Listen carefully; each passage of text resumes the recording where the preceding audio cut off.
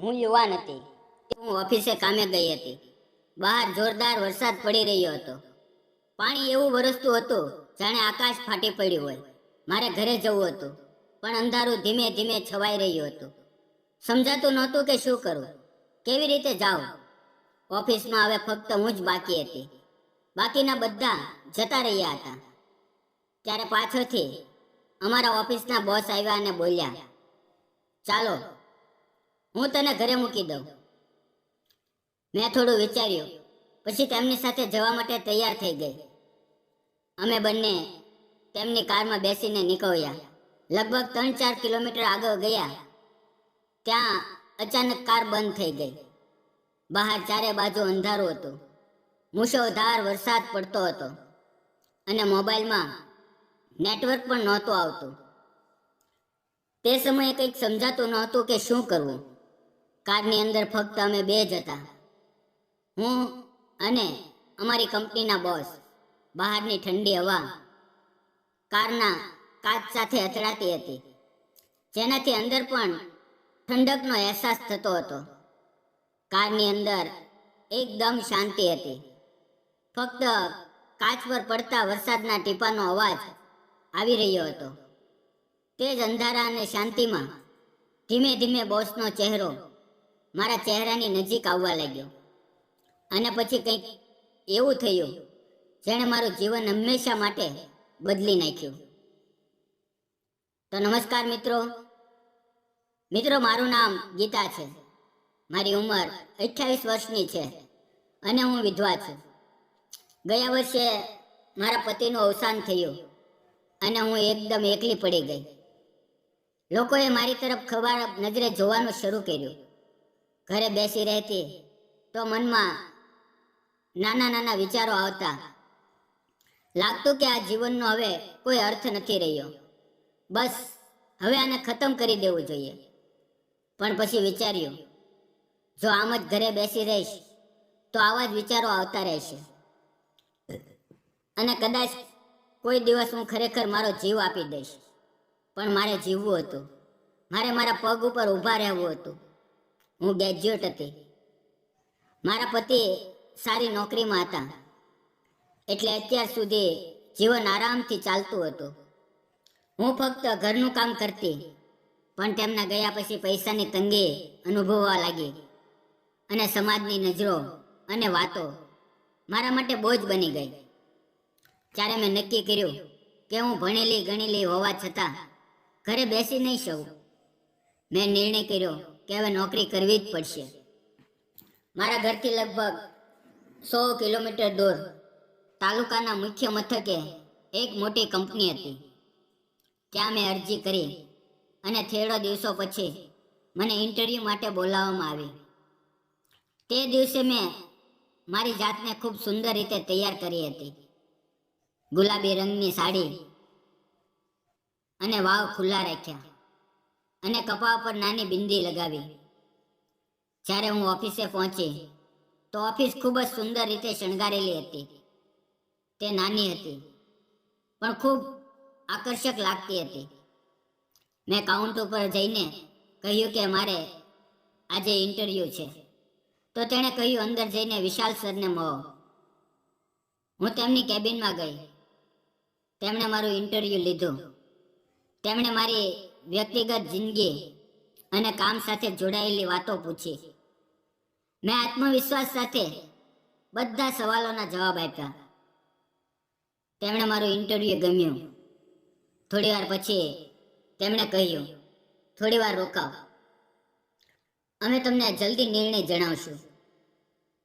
લગભગ 15-20 મિનિટ પછી તેણે મને ફરીથી બોલાવ્યા અને કહ્યું, તમારું ઇન્ટરવ્યૂ ખૂબ સારું રહ્યું. તમારી પસંદગી થઈ ગઈ છે, પણ તમારું ફાઇનલ રાઉન્ડ અમારા ઓનર અમર સર લેશે. આ સાંભળીને હું ખુશીથી ઝૂમી ઉઠી. મારા ચહેરા પર સ્મિત થંભતું નહોતું. 10 મિનિટ પછી તેમણે કહ્યું, હવે તમારે અમર સરને મળવા જવું છે. હું તેમની કેબિન પાસે પહોંચી. દરવાજો અડધો ખુલ્લો હતો. મેં દરવાજા પર હવેથી ટકોર કરીને કહ્યું, મે આઈ કમ ઇન સર? ખુરશી પર બેઠેલા અમરસર મારી તરફ જોવા લાગ્યા. તેઓ ખૂબ એમસણ હતા, લગભગ 30-31 વર્ષના. તેમણે થોડીવાર મારી તરફ જોયું. તે દિવસે હું ખૂબ જ સુંદર સાડીમાં હતી. વાવ ખુલ્લા હતા. મારો ગોરો રંગ અને મોટી મોટી આંખો કદાચ તેમને ગમી ગઈ હશે. થોડી પહોર સુધી અમે બંને એકબીજાને જોતા રહ્યા. પછી હું હોશમાં આવી અને ફરીથી કહ્યું, મે આઈ કમ ઇન સર? ત્યારે તેઓ પણ સાંભળીને બોલ્યા, હા આવો, અંદર આવીને બેસો. હું તેમની સામેની ખુરશી પર બેસી ગઈ. અમારી વચ્ચે ટેબલ હતું. મેં મારો બાયોડેટા તેમની સામે મૂક્યો. તેમણે તેને ધ્યાનથી વાંચ્યો. પછી તેમણે કહ્યું, ગીતા, તમારા વિશે થોડું કહો. મેં કહ્યું, મારું નામ ગીતા છે.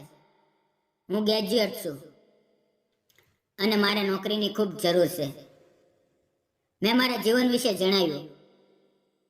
જ્યારે હું બોલતી હતી તેઓ સતત મારી તરફ જોતા હતા. મારો અવાજ ખૂબ નરમ હતો. કદાચ તેમને તે ગમ્યું. પછી તેમણે કહ્યું, તમારો આત્મવિશ્વાસ ખૂબ સારો છે. તેમણે કામ સાથે જોડાયેલા કેટલાક સવાલો પૂછ્યા અને પૂછ્યું, તમારા ઘરમાં કોણ કોણ છે? તેમના અવાજમાં એક અજીબ પ્રકારની મમતા હતી.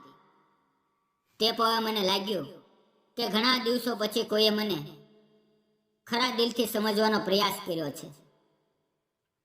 ત્યારે તેમણે પૂછ્યું, તમારા પતિ શું કરે છે? આ સાંભળીને મારી આંખો ભીની થઈ ગઈ અને હું આંસુ રોકી ન શકી.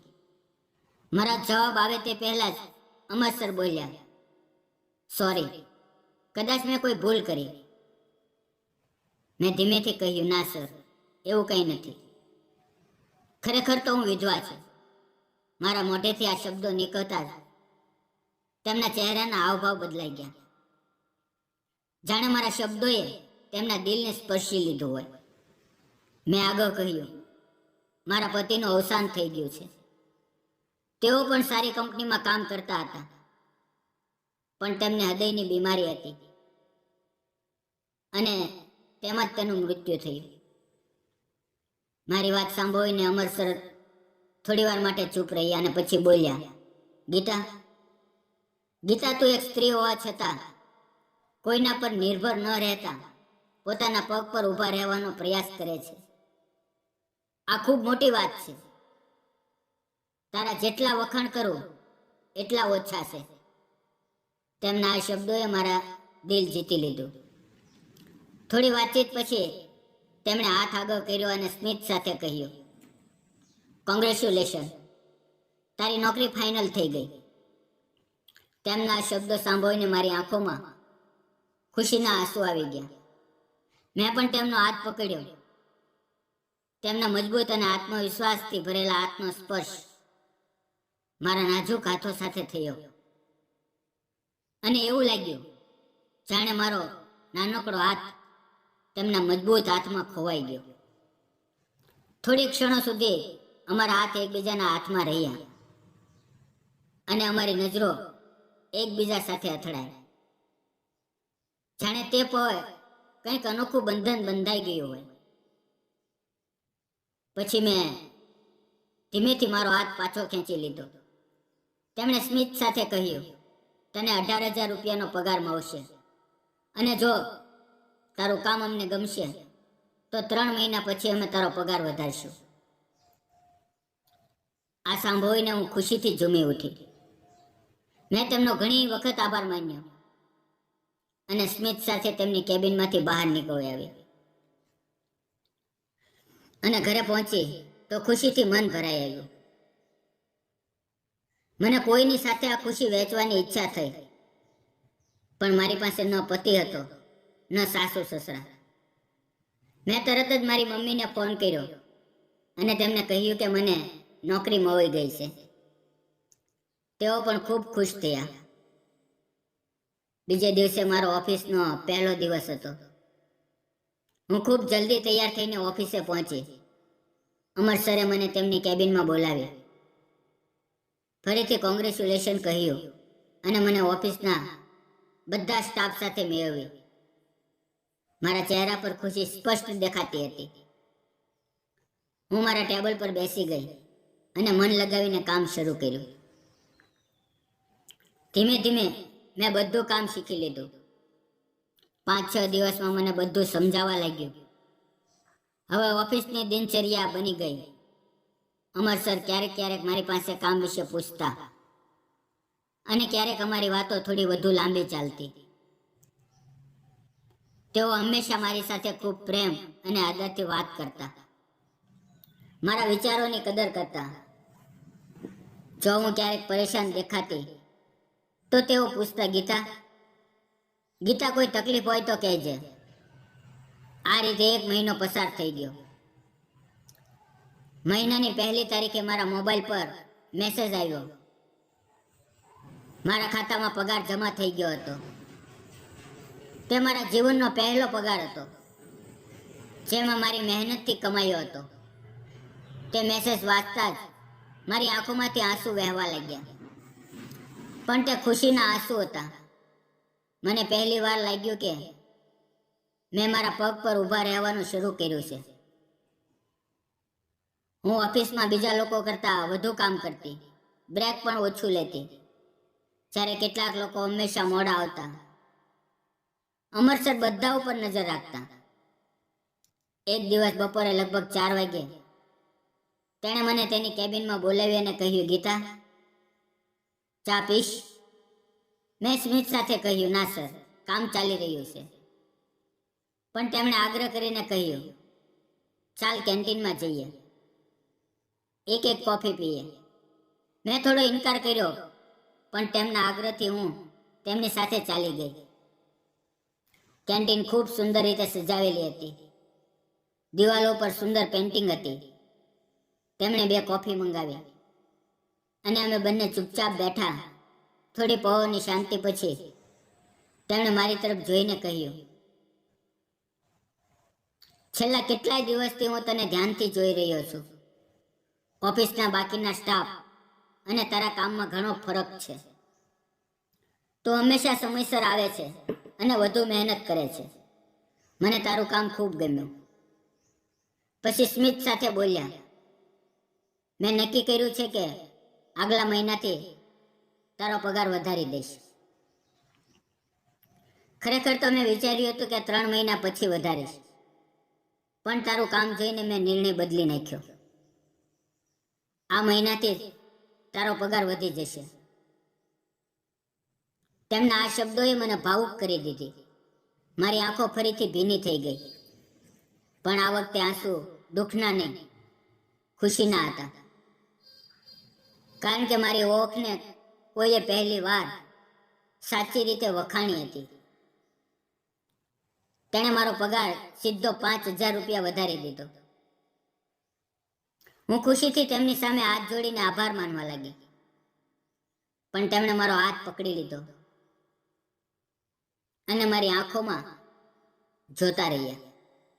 અમે બંને એકબીજાને ચૂપચાપ જોતા રહ્યા. તે પળે કંઈક અલગ જ અહેસાસ હતો, જાણે મારી ખુશી તેમના ચહેરા પર ઝલકી રહી હોય. પછી અમે બંને અમારા કામમાં પાછા ફરી ગયા. હવે ઋતુ બદલાઈ ગઈ હતી. વરસાદ શરૂ થઈ ગયો હતો. ઉનાળાની ગરમી ખતમ થઈ ગઈ હતી અને હવામાં ઠંડક ફેલાઈ ગઈ હતી. મિત્રો, એક સાંજે લગભગ 6 વાગે ઓફિસનો મોટા ભાગનો સ્ટાફ ઘરે જતો રહ્યો હતો. ફક્ત અમર સર તેમની કેબિનમાં કંઈક કામ કરી રહ્યા હતા અને હું પણ નીકળવાની તૈયારીમાં હતી. ત્યારે બહાર જોરદાર વરસાદ શરૂ થઈ ગયો. મેં છત્રી નહોતી લાવી. બહાર મુશળધાર વરસાદ પડતો હતો અને ઠંડી હવા ફૂંકાતી હતી. ઓફિસથી બસ સ્ટેન્ડ લગભગ 1 કિલોમીટર દૂર હતું અને ત્યાં સુધી જવું તે પણ પગપાળા ખૂબ મુશ્કેલ હતું. એટલે હું દરવાજા પાસે ઊભી રહીને વરસાદ બંધ થવાની રાહ જોવા લાગી. વરસાદના ઠંડા ટીપા જોઈને મને બાળપણની યાદો આવવા લાગી. મેં એક હાથ બહાર કાઢ્યો અને તે ટીપાને મારી હથેળી પર પડવા દીધા. તે ઠંડા ટીપા મારા શરીરમાં જાણે ધ્રુજારી પેદા કરતા હતા. હું તે સમયનો પવનનો આનંદ માણી રહી હતી. મારા બંને હાથ વરસાદથી ભીંજાઈ ગયા હતા. મેં વિચાર્યું કે હવે હાથ લૂછી લઉં, એટલે હું પાછો ફરી. પણ પાછો ફરતા જ જોયું કે અમર સર મારી બરાબર પાછો ઊભા હતા, ખૂબ નજીક. હું ફરી ત્યાં તો અમે એટલા નજીક હતા કે હું તેમની સાથે અથડાઈ ગઈ. મેં મારી જાતને સંભાળી અને તે પવે અમારી આંખો ટકરાઈ. થોડી સેકન્ડ માટે સમય જાણે થંભી ગયો. પછી હું શરમાથી એક બાજુ ખસી ગઈ અને ખૂણામાં ઊભી રહી. અમર સરે સ્મિત સાથે પૂછ્યું, અત્યાર સુધી ગઈ નથી? મેં કહ્યું, બહાર વરસાદ થઈ રહ્યો છે અને સર હું છત્રી નથી લાવી. વરસાદ થોડો બંધ થાય તો જઈશ. તેમણે ધીમેથી કહ્યું, ચાલ હું તને ઘરે મૂકી દઉં. મેં કહ્યું, સર મારું ઘર અહીંયાથી ઘણું દૂર છે, તમે શા માટે તકલીફ લેશો? પણ તેઓ સ્મિત સાથે બોલ્યા, અરે વરસાદ ખૂબ જોરથી થઈ રહ્યો છે, બસ પણ સમયસર નહીં આવે અને ઓય ઘણું મોડું થઈ ગયું છે. મારી 6:30ની બસ હતી અને તે સમયે લગભગ 6:45 થઈ ગયા હતા. એટલે મને પણ લાગ્યું કે કદાચ મારી બસ નીકળી ગઈ હશે. ત્યારે અમરસર બોલ્યા, ચાલ ચાલ હું તને મૂકી દઉં. હું પણ વધુ કંઈ બોલ્યા વગર તેમની સાથે બહાર આવી ગઈ. થોડા વરસાદમાં ભીંજાયા, પણ જલ્દી જ અમે કારમાં બેસી ગયા. હું તેમની બાજુની સીટ ઉપર બેઠી. તેમણે એન્જિન સ્ટાર્ટ કર્યું અને અમે રસ્તા પર નીકળી ગયા. લગભગ 3 કિલોમીટર આગળ ગયા ત્યાં જ અચાનક કાર બંધ થઈ ગઈ. અમરસરે 2-3 વાર કાર સ્ટાર્ટ કરવાનો પ્રયાસ કર્યો, પણ કાર ચાલુ ન થઈ. બહાર અંધારું વધતું જ જતું હતું. ચારે બાજુ ફક્ત વરસાદનો અવાજ હતો. કાર રસ્તાની બાજુમાં ઊભી હતી અને મોબાઈલમાં નેટવર્ક પણ નહોતું. પરસેવો અને ડર બંને મારા ચહેરા પર સ્પષ્ટ દેખાતા હતા. અમરસરે મારી બેચેની જોઈ. તેમણે મોબાઈલની ટોર્ચ ચાલુ કરી અને જેવી જ રોશની મારા ચહેરા પર પડી, તેઓ મને જોતા જ રહી ગયા. કદાચ તે આવી રોશનીમાં હું તેમને ખૂબ સુંદર લાગી. તેમણે જલ્દી ટોર્ચ બાજુમાં મૂકી દીધી અને હું શરમથી નજર નીચી કરી દીધી. હવે અમે બંને એકલા કારમાં હતા. તેઓ વારંવાર ડ્રાઈવરને ફોન કરવાનો પ્રયાસ કરતા હતા, પણ ફોન લાગતો નહોતો. થોડી વાર પછી નેટવર્ક આવ્યું. તેમણે ડ્રાઈવરને લોકેશન મોકલ્યું અને કહ્યું, બીજી કાર લઈને આવો. હવે કારની અંદર ફક્ત શાંતિ હતી. બહાર વરસાદનો અવાજ અને અંદર એક અનકહી ખામોશી. મારું દિલ જોર જોરથી ધડકી રહ્યું હતું. ડરને મારે મેં ધીમેથી તેનો હાથ પકડી લીધો. તેમણે મારી તરફ જોયું અને ખૂબ શાંત અવાજે કહ્યું, ગભરાશ નહીં, હું છું ને. તે શબ્દોમાં એવી ગરમાહટ હતી કે મારો ડર જાણે ઉડી ગયો. મેં તેમની આંખોમાં જોયું અને મારી જાતને એક અજીબ શાંતિમાં જોઈ. અમારા હાથ હજી પણ એકબીજાના હાથમાં હતા. કારની અંદર હવે રોશની હતી, પણ બહારનું અંધારું અમારી વચ્ચે એક અજાણ્યો સુકૂન પેદા કરી રહ્યું હતું. થોડી વાર પછી અચાનક હોર્નનો અવાજ આવ્યો અને અમે બંને જાણે હોશમાં આવ્યા. અમરસરે કાચ નીચે કર્યો તો ડ્રાઈવર બીજી કાર બાજુમાં ઊભી હતી. અમે બંનેએ પોતપોતાને સંભાળ્યા અને તે કારમાં જઈને બેસી ગયા. તે રાત્રે તેમણે મને મારા ઘર સુધી મૂકી, પણ તે રાત્રે હું ઊંઘી ન શકી. વારંવાર તે જ પવ, તે જ વરસાદ, તે જ ચુંબન મારા મનમાં ઘૂમતા રહ્યા. બીજે દિવસે સવારે હું ઓફિસે પહોંચી, પણ થોડા દિવસો સુધી મેં તેમની સાથે વધુ વાત ન કરી. તેઓ મારી પાસે કંઈક પૂછતા, હાલચાલ લેતા, પણ હું ફક્ત સ્મિત આપી દેતી આખરે એક દિવસ તેમણે મને તેમની કેબિનમાં બોલાવી. હું ચૂપચાપ ઊભી રહી. તેણે મારો નાજુક હાથ પોતાના હાથમાં લીધો, મારી આંખોમાં જોયું અને કહ્યું, ગીતા, તું મને ખૂબ ગમે છે, સાચે જ ખૂબ ગમે છે. મને તારી સાથે પ્રેમ છે. શું તું મારી સાથે લગ્ન કરીશ? તેમના શબ્દો સાંભળીને મારી આંખોમાંથી આંસુ વહેવા લાગ્યા. હું આશ્ચર્યથી તેમના ગળે લાગી ગઈ. તેમણે મને સુસ્તપણે પોતાની બાહોમાં ભરી લીધી અને મારા માથા પર હાથ ફેરવવા લાગ્યા. તે પળ મારા જીવનની સૌથી સુકૂનભરી પળ હતી. થોડા દિવસોમાં અમારો સંબંધ વધુ ગાઢ થયો અને 2 મહિના પછી અમે લગ્ન કરી લીધા.